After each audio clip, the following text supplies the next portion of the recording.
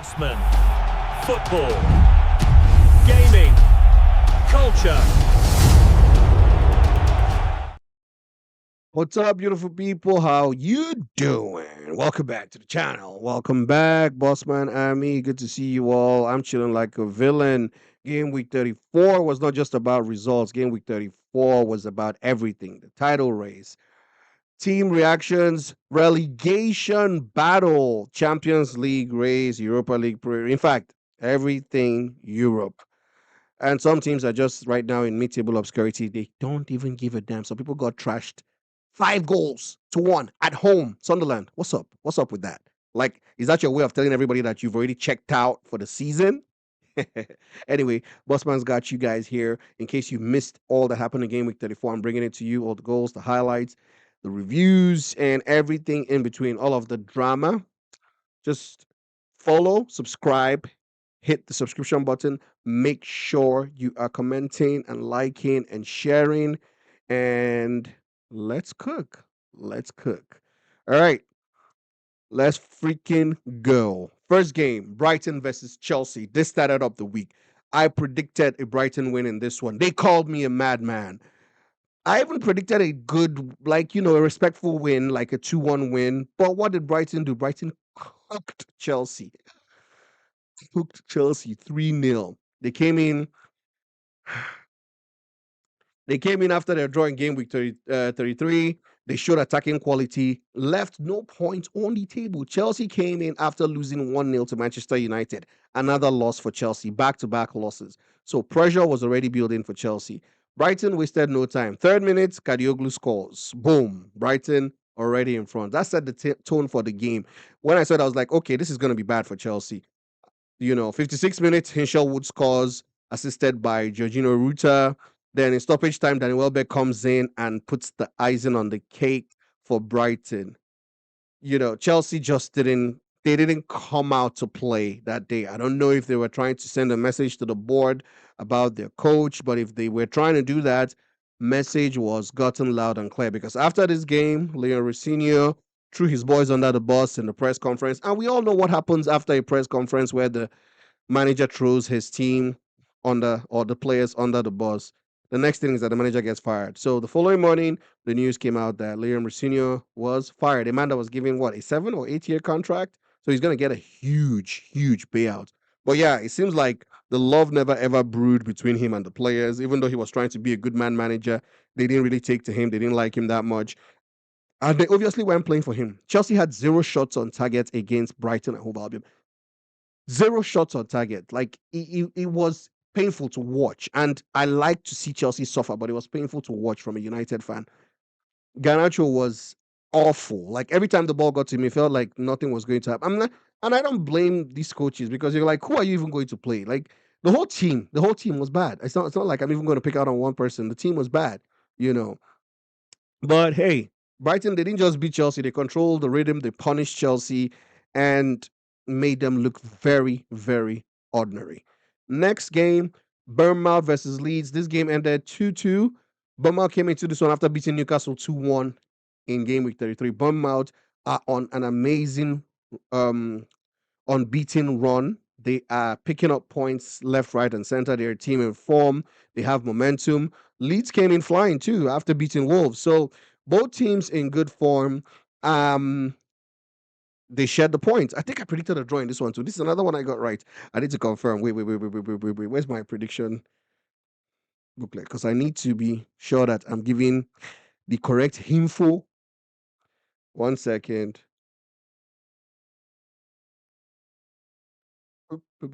All right. So exactly, I predicted a 1-1 draw in this one. I had to pull up my sheet. Predicted a 1-1 draw. This game ended 2-2. So there's another one that I got right. 2 for 2. Games 2-2. Game started very slow. Second half turned into complete chaos. Junior Kroupi scored for Bournemouth in the 60th minute. James Hill got a goal for Leeds back in the 68th minute. That was an own goal. 85th minute, Ryan scores for Bournemouth, assisted by Tyler Adams. And Bournemouth thought they had done enough. But what happened? Longstaff scored the equaliser for Leeds in the 97th minute. Late drama, late equaliser. Points shared. It was a good game. Next game, Burnley versus Manchester City. Burnley 0, Manchester City 1. Burnley came into this one after getting battered 4-1 by Nottingham Forest. Nottingham Forest beat them at their home stadium 4-1. Nottingham Forest is just going around picking up points and trashing people like they don't care. You know, City also came in after beating Arsenal 2-1. So, City team in form. They beat Arsenal to go top of the league for the first time. Well, beat Arsenal, then beat Burnley to go top of the league for the first time. So the title race is gaining momentum at this point. And City, they started like City in the 5th minute. Erling Haaland scored. And this is another prediction I got right. FYI, I'm 3 for 3. I predicted City to win. I predicted 4-0, but City still won 1-0. So 3 points is 3 points. A win is a win. A win is a win. City had 65% possession, 9 shots, but could only manage 1 goal in this game. It was scary at the death for City because Burnley started attacking towards the end and almost got a goal from a corner kick at the end of the game, which would have spoiled City's title chances or title race, title chase.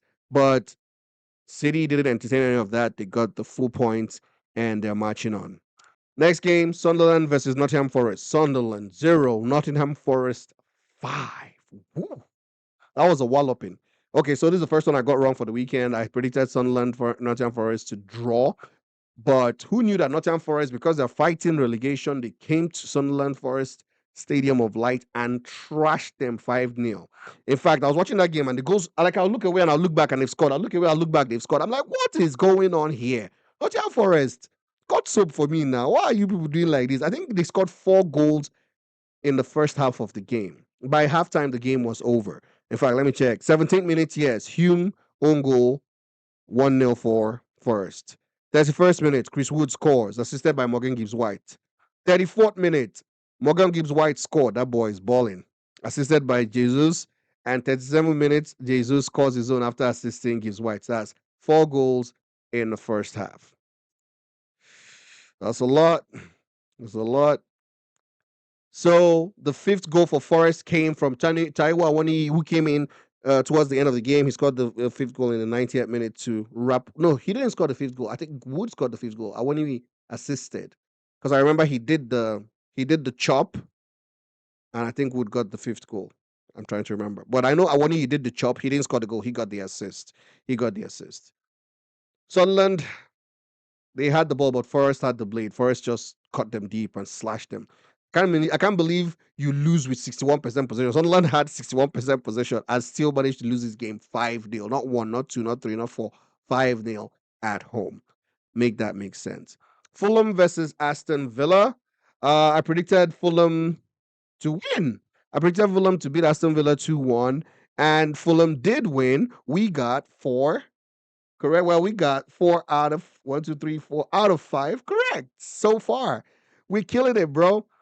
And Fulham punished Aston Villa in this one. Right, I said 1% possession. Make that make sense. So Fulham had less of the ball, but they had more of the good play. They had 6 shots and a better XG. Next game, Liverpool 3, Crystal Palace 1. Liverpool came into this game after beating Everton 2-1 in game week 33. Palace came in after their draw with West Ham. Liverpool, they looked like they wanted to kill this game early. 35th minute, Isaac scored, assisted by McAllister. And 40th minute, and Robertson scored. He ran down and took his goal like a striker. I felt like when Robertson scored, if I didn't know who he was, I'd be like, who is this new striker that Liverpool just bought? He's a left back. The way he finished that was actually sublime. Counter-attack, goal, finished beautifully. 71st minute, Daniel Munoz scored for Palace, and suddenly the game came back to life. It looked like, will Palace equalize? Will Palace equalize? Since it's 2-1 right now. But Wirtz got the final goal to put the icing on the cake for Liverpool in the 96th minute, and they took the whole 3 points home and leapfrogged Aston Villa, who had lost earlier, to go into 4th position behind Manchester United. Next game, West Ham 2, Everton 1. West Ham fighting for relegation. They knew that this game had to be a scrap. They needed the points from this one no matter what. I predicted West Ham to win Everton, and I got that right, ladies and gentlemen. Are we not killing it this week? Are we not killing it this week? Anyways, West Ham beat Everton 2-1. They came into this after the 0-0 draw. This game was a scrap. 51st minute, Shusek scored, assisted by Gerald Bowen. Everton responded very late. Dewsbury Hall scored in the 88th minute. And me, I thought it was over. When he scored, I thought it was good. Like when he planted that top bins in the 88 minutes, I was like, okay, 1-1 for West Ham. They should just take their 1 point and go home. But Callum Wilson came in and got the winning goal for West Ham, assisted by Gerard Bowen. There was a goal mouth scrap. Bowen headed it back down to Callum Wilson and he smashed it. He just tapped it in, side-footed it in, and West Ham won it late. That could be the goal that saves West Ham this season. You never know. You never know. But they got all 3 points that they needed against Everton. Everton had more possession, but West Ham won the game. Wolves versus Tottenham. Wolves came into this one after getting beat in game week 33. Tottenham, after their draw with Brighton, the 1 point, Deserby's first point. That their game was ugly, but let's talk about today's zone. The winner in this one came very, very late. Paulinho scored in the 82nd minute for Spurs, assisted by Richarlison in the 82nd minute. And when he scored, I was scared for Tottenham because he looked like he was going to be offside. But after VAR drew all the lines and checked, it turned out that he was onside and the goal stood. And Spurs won this one 1-0. They didn't dominate the game, but they got the 3 points that they needed. At this point, it's not about playing beautifully. It's about getting 3 points that will help you survive relegation. And that's what Spurs did. Again, Arsenal, Newcastle. This one, I actually got 8/10 this week, and I was saying 7/10. I got 8/10 correct this week, not 7/10. Arsenal, Newcastle. I predicted a draw in this game. So the 2 games that I didn't predict right were Arsenal, Newcastle, and Sunderland, Nottingham Forest. Yep, I predicted that draw. Nottingham Forest beat Sunderland, and then I predicted a draw in the Arsenal Newcastle game, and Arsenal managed to beat Newcastle. So it was 1-0. Arsenal won, Newcastle 0. Arsenal came into this after losing 2-1 to Manchester United, then lost against City, and Newcastle also came in after losing 2-1 to Bournemouth in game week 33. So Newcastle needed something. They've lost back-to-back games. Arsenal had lost back-to-back games. So this was like a story of 2 teams in bad form, back-to-back losses. But Arsenal got their goal very early from a corner kick. They played it short, and Berichez slotted it into the top corner with a nice finish, beautiful finish. And that was one of my favorite goals of the week. I actually quite liked it. The way he caught it away from the keeper, it was impossible to save that. Arsenal had a lot of possession, but Newcastle huffed puffed. They couldn't get anything from the game. I don't think Newcastle had enough bite in them. Even on the counterattacks, they didn't look that lethal, to be honest. But Arsenal did what they needed to do, got the 3 points, and got themselves 3 points ahead of City again in the title race. Final game of the game week, Manchester United versus Brentford. Manchester United 2, Brentford 1. My prediction here was Manchester United 3, Brentford 1. United won it. Manchester United won it 2-1 on the day. United came in after beating Chelsea 1-0 at Stamford Bridge. So United, good form. And Brentford themselves came in after a draw with Fulham. Brentford, mid-table obscurity at this point, not really fighting for much, but pride and goals, you could say. United started this one very, very fast. 11 minutes, Casemiro scored. By the 11th minute, United could have had 3 goals, to be honest. Kobe Meno dribbled in, and Amad Diallo missed the tap-in. And Harry Maguire had a header cleared off the line by the goalkeeper. The ball had almost crossed the line, but just a little bit of it hadn't crossed all of the line. So, but in 11 minutes, Casemiro gets the first goal. And after that, Brentford dominated the game, to be honest. United ended up getting another goal in the 43rd minute. Bruno Fernandes got his 19th assist of the season, equaling Ozil's record, and he's now 1 assist away from Thierry Henry and Kevin De Bruyne's record of 20 assists in a Premier League season. Casemiro got the first goal. Sesko got the second goal. And Jensen scored for Brentford to make it a nervy ending to the game. And I think he scored in the 86th minute to make it a nervy ending to the end of the game. Brentford pushed with the corner kicks, with the throw-ins, with the long throw-ins that they're very popular for, but United were able to hold on, defend well. Casemiro had a solid game, man of the match performance, and United took all 3 points to win this one. Now United are officially 3 points away from securing Champions League football. And You could call it a wonderful performance. Um, let's get into the Bossman Awards segment.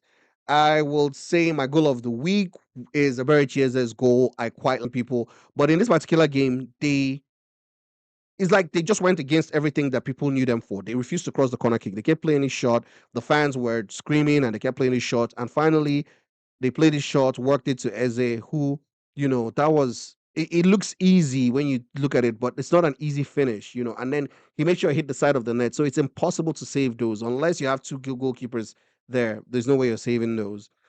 Team of the week for me, easy one. Nottingham Forest. You can't go to someone's backyard, someone's home, and smash them 5-0 and not be the team of the week. So Nottingham Forest for me is the team of the week in this one. Flop of the game week, Chelsea. You got trash. I mean, it could be Chelsea. It could be Chelsea, and it could be it could be Sunderland and it could be Chelsea. Chelsea because they've had several back-to-back losses. So I'll take two. Sunderland for losing 5-0 at home. Chelsea for getting trashed 3-0 against Brighton without even getting one shot on target in a whole 90 minutes. So both teams for me suck. And my surprise result of the week, to be honest, is still that same one that has the team of the week, which is Nottingham Forest smashing Sunderland 5-0. So yeah, that was an amazing performance all round for the Nottingham Forest players. My player of the week. Oh, this one is tough. The Nottingham Forest players always come to mind. Morgan Gibbs-White had an amazing game for Nottingham Forest. So it's either Morgan Gibbs-White or Igor Jesus. If you're a United fan, you say Casemiro because he got a goal and he was a solid rock in midfield for the week. But I would say Morgan Gibbs-White. Morgan Gibbs-White had a very good game for Nottingham Forest. So that's my player of the week. And there you have it. Let's look at the league table and see where everybody stands potentially. So Arsenal still in the lead, of course. They overtook City again. City was top for a brief moment after beating Burnley. City were top of the league, but Arsenal now played an extra game because City was playing the FA Cup this weekend. So Arsenal played and they have one game in hand now on City. They have played one more game than City with 73 points, so 3 points ahead of City and one goal ahead of City. United put some daylight again between them and Liverpool. After Liverpool came close to them. Liverpool won, got level on points with United. United won against Brentford and put 3 points in between. But the good thing is, third and fourth play each other this weekend. So something has to give there. Is it going to be a stale draw, or is United going to win and put some daylight in between them and Liverpool, or is Liverpool going to catch United? And then further down, we have Aston Villa, who has been pushing to fifth. Brighton in sixth, Bournemouth seventh. Bournemouth and Brighton have overtaken Chelsea. Chelsea actually are in eighth. I was saying Chelsea are in seventh. I didn't know Chelsea had gone all the way down to eight. And funny enough, Chelsea are just on the same number of points with Fulham and Brentford. So forgive me when I say Fulham and Brentford are playing for nothing. They are actually playing for Europe. Forgive me for that. Fulham, Everton, Brentford are all playing for Europe because it's just 1 point that separates them. Chelsea, Brentford, Fulham, and Everton. In fact, if you go down to 12th place, which is Sunderland, and 13th place, which is Crystal Palace, it's basically a 5 points difference. So everybody is still in it with 4 games to play. If you go on a good run of wins, you could see yourself in 6th or 7th position, all the way down from 12th position. And down at the bottom, Tottenham and West Ham are the two teams fighting to survive. Burnley and Wolves are already relegated. Tottenham 34 points. They got all 3 points in their last game. And West Ham 36 points. So 2 points separate them. What gives in game week 35? We're going to find out. All right, ladies and gentlemen, thank you for chilling with me. And I hope you enjoyed that. Let me know who your flop of the week was, who your player of the week was. And I will see you guys in the next one. Cheers. Bossman talking to you.